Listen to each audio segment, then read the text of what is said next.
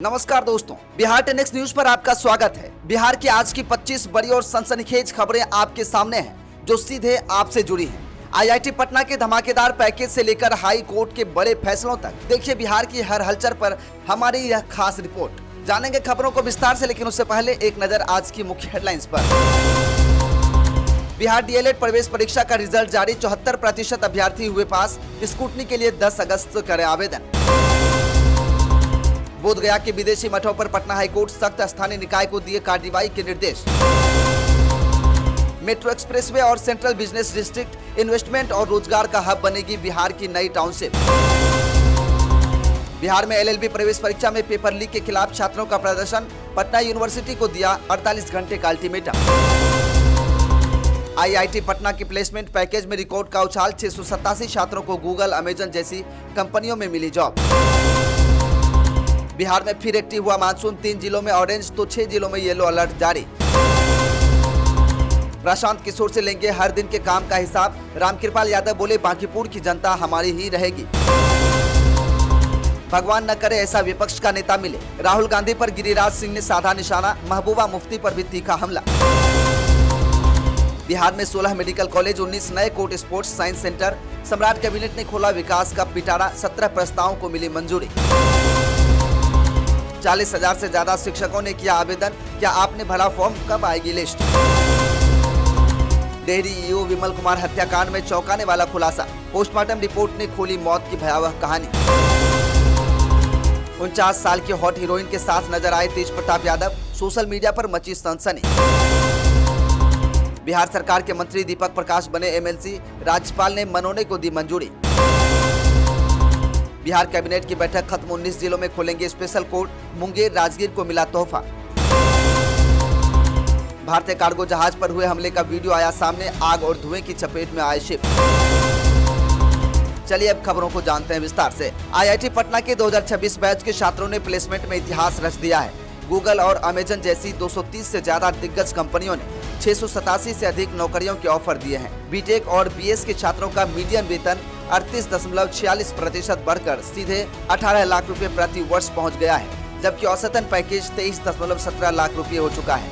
MTech में गणित एवं कंप्यूटिंग, वीएलएसआई और मटेरियल साइंस जैसी शाखाओं में 100% छात्रों को नौकरी मिली है। वहीं एमएससी के छात्रों ने भी लगातार दूसरे साल 100% सफलता का परचम लहराया है।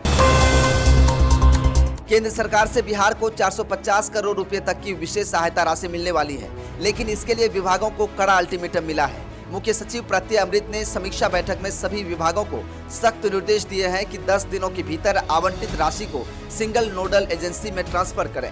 अगली किस्त पाने के लिए पहली किस्त की 75% राशि का उपयोगिता प्रमाण पत्र समय पर देना अनिवार्य होगा। डिजिटल इंफ्रास्ट्रक्चर और माइनिंग सेक्टर जैसे सुधारों में बिहार को अव्वल बनाए रखने के लिए अफसर मैदान में उतर चुके हैं।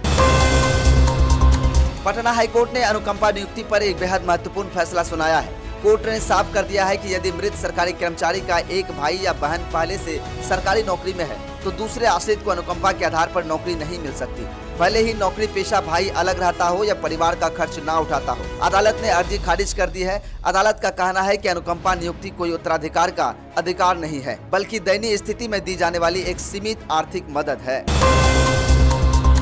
बिहार में आम जनता की रसोई पर महंगाई का बड़ा चाबुक चला है। बीते 4 महीनों में चीनी, चावल, दाल और खाद्य तेल की कीमतों में आई उछाल से मध्य वर्गीय परिवारों का हर महीने का खर्च 800 रुपये बढ़ गया है। 5 सदस्यों वाले जिस परिवार का राशन खर्च पहले 7,000 रुपये था, वह अब बढ़कर 7800 रुपये पहुँच गया है। चीनी 54 रुपये और सुपर फाइन चावल 72 रुपये किलो तक बिक रहा है।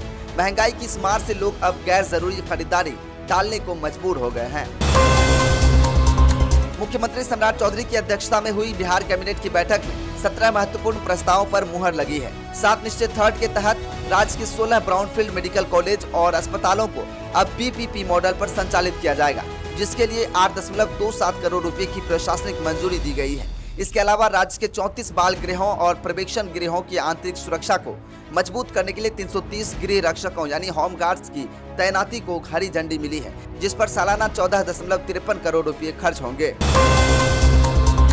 लंबे समय से सरकारी दफ्तरों में काम कर रहे संविदा और दैनिक वेतनभोगी कर्मचारियों को पटना हाईकोर्ट से झटका लगा है।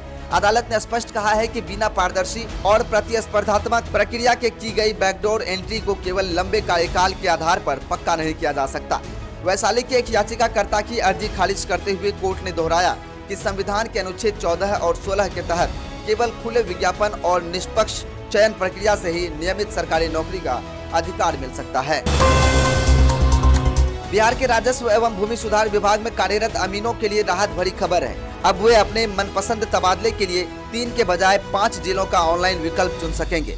विभागीय मंत्री डॉक्टर दिलीप कुमार जायसवाल ने बताया कि व्यवहारिक परेशानियों को दूर करने के लिए यह निर्णय लिया गया है। पत्र अमीन 7 अगस्त 2026 तक विभागीय पोर्टल पर जाकर अपने गृह जिले को छोड़कर 5 जिलों का विकल्प दे सकते हैं। अधिकारियों को सख्त निर्देश दिए गए हैं कि कोई भी अमीन इस मौके से वंचित न रहें। बिहार की सियासत से इस वक्त की सबसे बड़ी खबर सामने आ रही है। बिहार सरकार के मंत्री दीपक प्रकाश अब आधिकारिक रूप से विधान परिषद के सदस्य बन गए हैं। राजभवन ने कैबिनेट के प्रस्ताव को मंजूरी दे दी है। बीजेपी एमएलसी देवेश कुमार के इस्तीफे से खाली हुई सीट पर उनका मनोनयन हुआ है।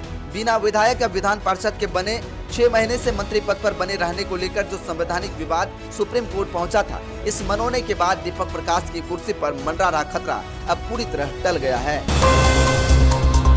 मुजफ्फरपुर के बेरोजगार युवाओं के लिए शानदार मौका है। 8 अगस्त 2026 को गढ़नीपुर स्थित अवर प्रादेशिक नियोजनालय परिसर में एक बड़ा जॉब कैंप आयोजित होने जा रहा है। सत्या माइक्रो क्रेडिट कंपनी द्वारा एग्जीक्यूटिव डेवलपमेंट ऑफिसर के 20 पदों पर सीधी भर्ती की जाएगी। 12वीं पास और 20 से 32 वर्ष की उम्र के युवा इसमें भाग ले सकते हैं। चयनित उम्मीदवारों को 20,000 रुपये प्रति माह वेतन और रहने के लिए आवास मिलेगा। इच्छुक युवा अपने शैक्षणिक कागजात, बायोडाटा और फोटो लेकर सीधे इंटरव्यू में शामिल हो सकते हैं। बिहार में मानसून पूरी तरह से मेहरबान है, आक्रामक नजर आ रहा है। मौसम विभाग ने उत्तर पूर्व, दक्षिण और पश्चिम बिहार के कई जिलों के लिए ऑरेंज और येलो अलर्ट जारी किया गया है। राज्य भर में गरज चमक के साथ बिजली गिरने और 30 से 40 किलोमीटर प्रति घंटे की रफ्तार से तेज हवाएं चलने की चेतावनी दी गई है। तापमान में गिरावट दर्ज की गई है। खराब मौसम को देखते हुए प्रशासन ने किसानों और आम लोगों को खुले मैदानों, पेड़ों और बिजली के खंभों से दूर रहने की अपील की है।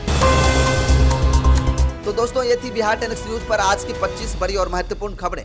आज की खबरों पर आपकी क्या राय है? नीचे कमेंट बॉक्स में अपने विचार साझा जरूर करें। बिहार की हर छोटी बड़ी खबर सबसे पहले पाने के लिए इस वीडियो को लाइक करें, शेयर करें और हमारे YouTube channel Bihar 10X news को भी तुरंत सब्सक्राइब करें। फेसबुक पर भी फॉलो करें। मिलते हैं अगली बुलेटिन में, तब तक के लिए देखते रहिए बिहार 10X न्यूज। धन्यवाद।